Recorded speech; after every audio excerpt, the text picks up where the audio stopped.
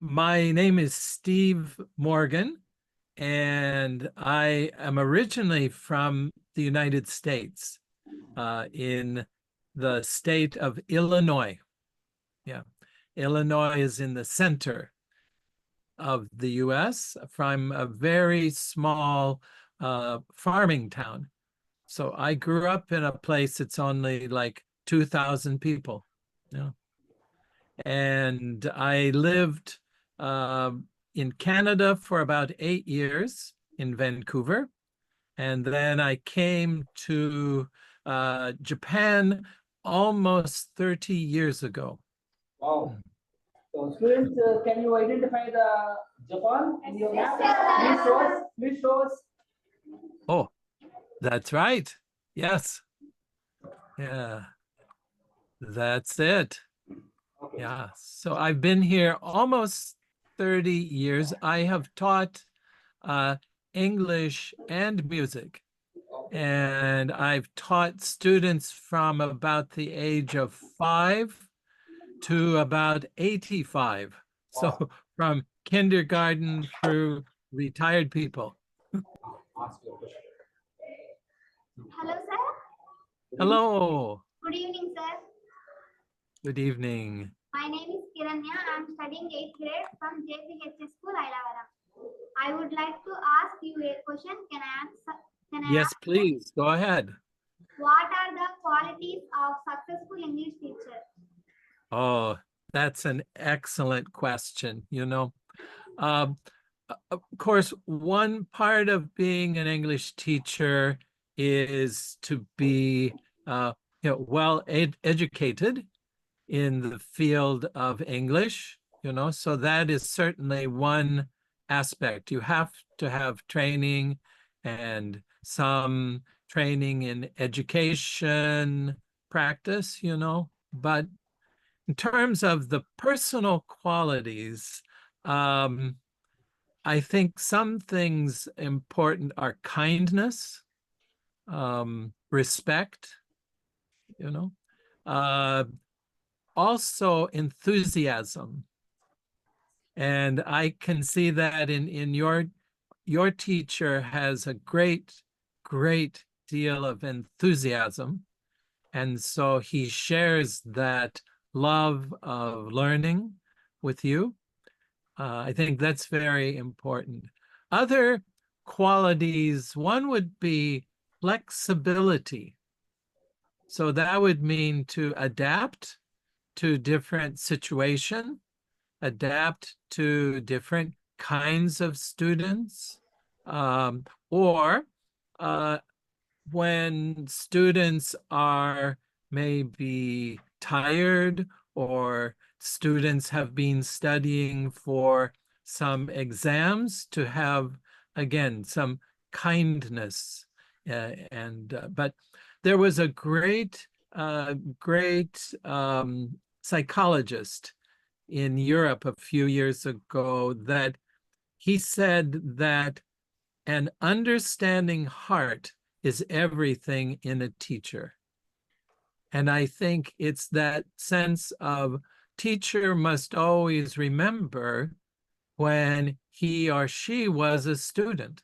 I have to remember when I was a student and was struggling to read, struggling to spell, and those things. So I think it's so much about heart and empathy and kindness. I would say those are the great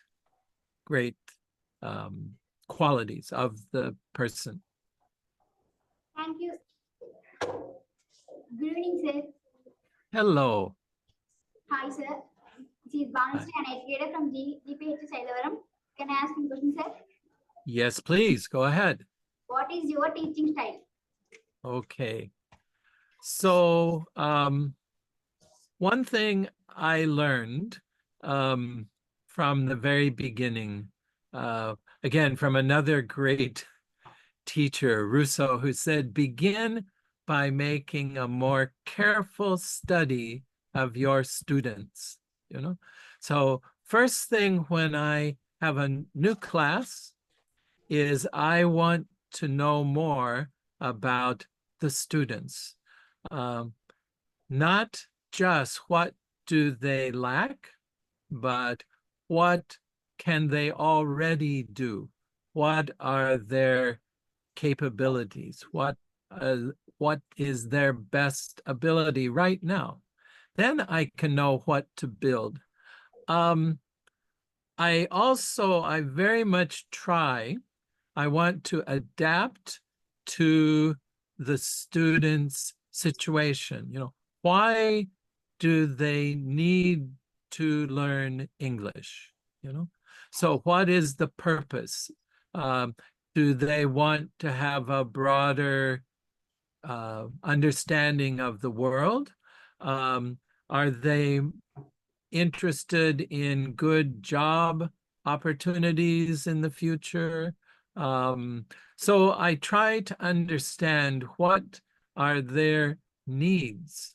So then I can plan my teaching according to what they really need. Now, sometimes there's a national curriculum. So maybe in Japan, the government has certain standards. Junior high school students should learn certain aspects of English. So that's, of course, important. But in the end, why are the students studying? And if I can capture the students' imagination and that they really want to learn for some future goal, then I think I can build on that. So that's my basic style, I would say. To see you. My name is Sai Babu. I am an 8th grader. I would like to ask you all questions, sir. Please go ahead. Can I ask, sir? Yes, please do. What are the ways that you suggest to improve one's communicative skills? Okay, that is a very, very fine question. You know, so English for communication is really the whole purpose, I think, that we study any language. Communicative skills, of course, can be communicating through speaking, through writing. So there's various ways of communicating. Very important thing is to have something to say, you know, to have thought through what you want to communicate and why that is important to the other person, you know. So one part of communication is listening carefully, listening to the other person while they speak or reading what they have written. So to really look deeply and listen deeply, you know, that's a very important thing. Learning right now in the world, many of us are watching the Olympic Games in France, you know, and something athletes learn, whether that's, you know, track and field or swimming or wrestling, whatever, is daily practice, you know, and an athlete or a musician or any person like that must do some practice every day, even a small amount. And I find my students who do some kind of English study on a daily basis, maybe at the same time, you know, to have a habit of, you know, okay, this time of day, I'm going to study 5 new vocabulary words, you know, that kind of a systematic discipline. So I think communicative skills Of course, we need a person, another person to communicate with, but to be ready for that, we need to think ahead. What kind of vocabulary or phrases maybe I will need? And a conversation will go many directions, but if we can prepare ourselves. But another thing is to find some activity where English is necessary, you know? So find something you enjoy doing that you can do in English, and the other person also can use English. So I've known people to, take some kind of other lesson taught in English, or to join some friends who like to play a certain sport, but the coach speaks to them in English, and they need to remember the commands or the rules. And so whatever it might be, to have a purpose, a reason to communicate, then real communication can grow. My name is Padmaja. I am an educator from the school, Ayalavaram. Yes, very nice to meet you today. Nice to meet you too, sir. Here I would like to ask you a question. Can I ask, sir? Mm-hmm. Is music a good component to teach effectively? I would say yes. Now, my career has been, my career has been spread between teaching music and also teaching English. And I certainly have used music a lot in my classroom. Now, for example, when I was teaching at a primary school in Japan a few years ago, this was a grades in Japanese system, grades 1 through 6. So for elementary school. So I had a special class that was entirely based in music. And those students were 4th year in the Japanese system. And the entire class was based on music. So the first greetings when the students entered and were settled, then I would greet them, "Hello, everybody. How are you?" So I had song, "Hello, everybody. How are you?" They would respond, "Well, I'm just fine, thanks. And how about you?" And then we would ask, some other teacher would come in, "Hello, Mr. Abe, how are you?" So we would use it as an actual conversation. I had a song for the weather. "How's the weather? It's sunny." The students would respond, "It's sunny, it's rainy," depending on the real weather. So that entire class for young people was based on songs. So that's one way, is simple kinds of conversational songs, like sung conversation. Another way is, listening to English songs. So there's certain, some popular songs or folk songs that are not too difficult, and the topics are kind of everyday kinds of things.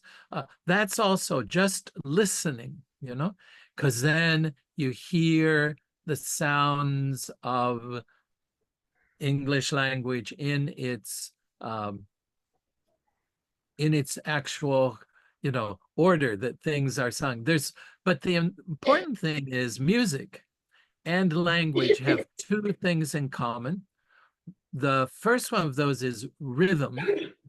And the second one is melody, because our every language has a characteristic, its own kind of rhythm pattern. English has some very melodic and sort of beautiful rhythms, you know. So I actually have a daily,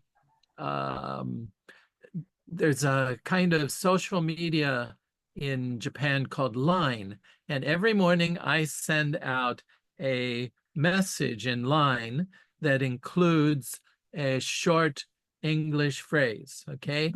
So, for example, so what are you doing this weekend? So what are you doing this weekend? So what are you doing this weekend?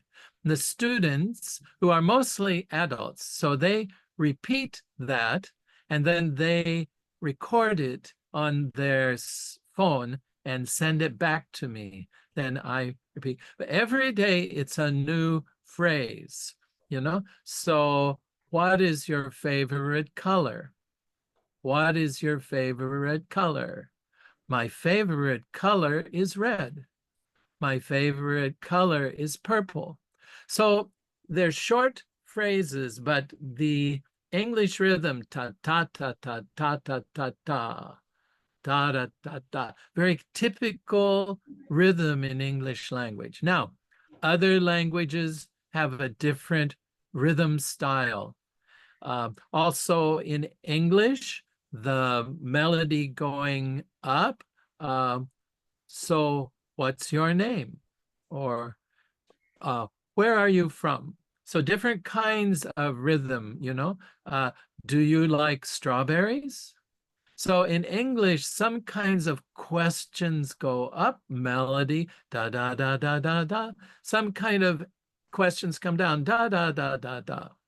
So in that way, rhythm and melody study are very, very useful. So some of these daily exercises I'll send to your teacher. So you might try some of them out because they're everyday conversation, but in a rhythm pattern. So, okay, that's my answer about music. Thank you, sir. Oh, that looks delicious.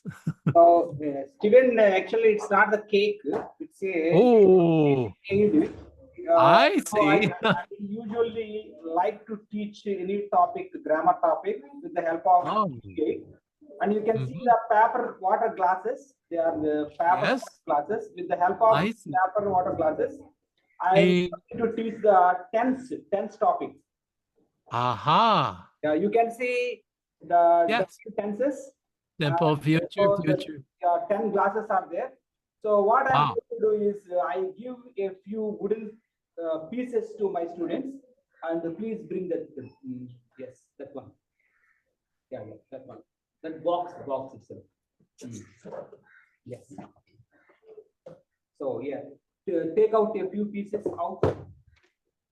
okay. So this is something you created. How Yeah, delightful. something I have created, and you can see this is the glass. These are the glasses. So I Yes, ask some of my students. I give them these wooden pieces based on their clue words. You can see I the clue words. see. Okay, before. Yeah, Okay. based on the clue words, they have to keep these slips Ah, I in the see. glasses that they are supposed to Mhm. drop. So this is Ah, funny game. They enjoy at the same time they learn the topic, much needed topic tenses. yeah. Making learning Yeah, enjoyable is so important. yeah. They So are so lucky to have you there. similarly, I have made another teaching aid, and through which Yeah, I would like to introduce parts of speech. I see. So I see. Wonderful. So they can recognize Yeah, what part of speech. yeah. That's brilliant. Yeah, so I give them some slips like this. So Yes? just the arrows, Oh, paper arrows. They just Yes. stop with these arrows as per the given, glasses, water glasses. Mm. Ah, so that is a excellent approach, and to make whatever age of student, whatever level of attainment, learning should always be fun, and because then we remember. And Steven, let me tell you one more thing. While you are humming a few songs, my students are enjoying it actually. So would you mind hum a song so that they Okay. enjoy before Okay. I'll ask the question?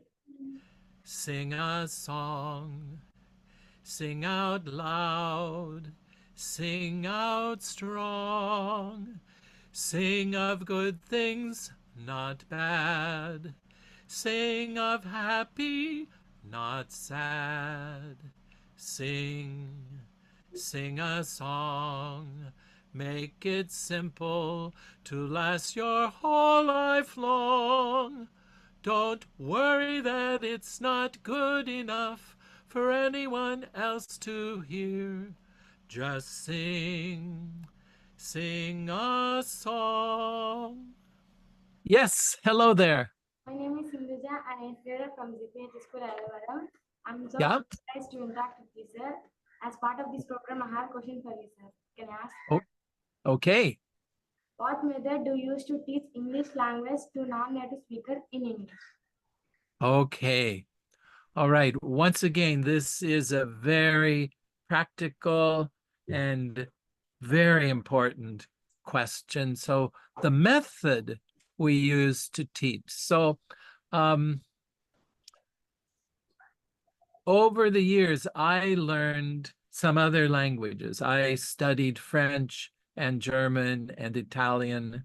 I only studied a little Japanese, maybe, but different teaching methods will have different outcomes or results, So my Italian teacher, we just did translation. So we had to study grammar and vocabulary, and then we would have to read some text in Italian, but then translate to English. So as a result, I'm pretty good at reading like a newspaper, but my conversation is not at all strong. But another teacher, my French teacher, she emphasized conversation.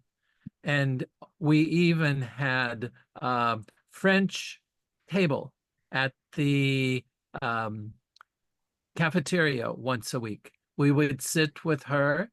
During lunchtime, we could only speak French. So it's very practical. So if we wanted more potatoes or we needed some salt or pepper, we had to say it in French if we wanted to receive. So there was a kind of motivation. So I learned from that, I learned from that. And one of my important goals is to always give the students a reason to be learning.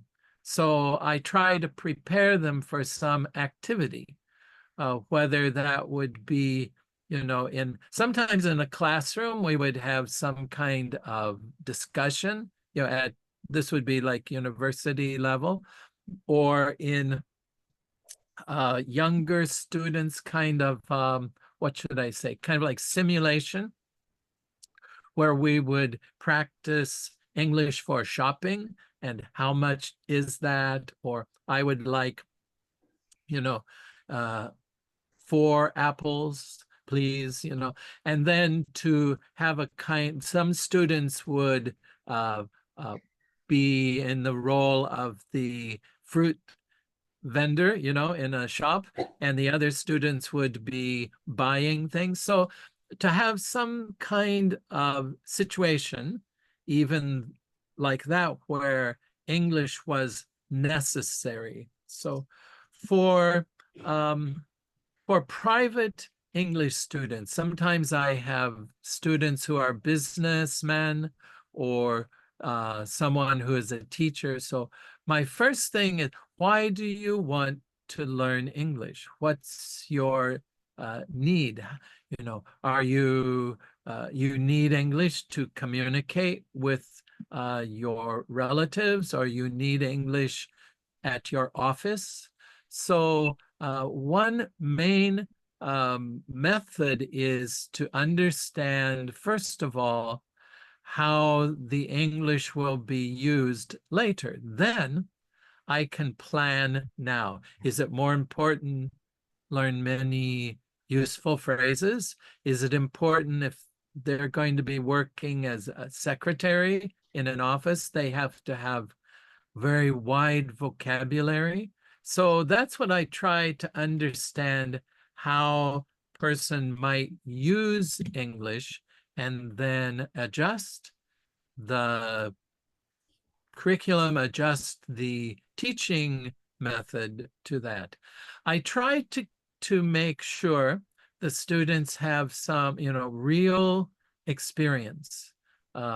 So whether that would be with me or inviting some other teachers or friends to come and to have real conversations with students in small group. So that's, I think, very important. This year at one university, I have a class with 85 students, and the only possibility is to have like a lecture and with quiz, and that's a whole different style of teaching, you know.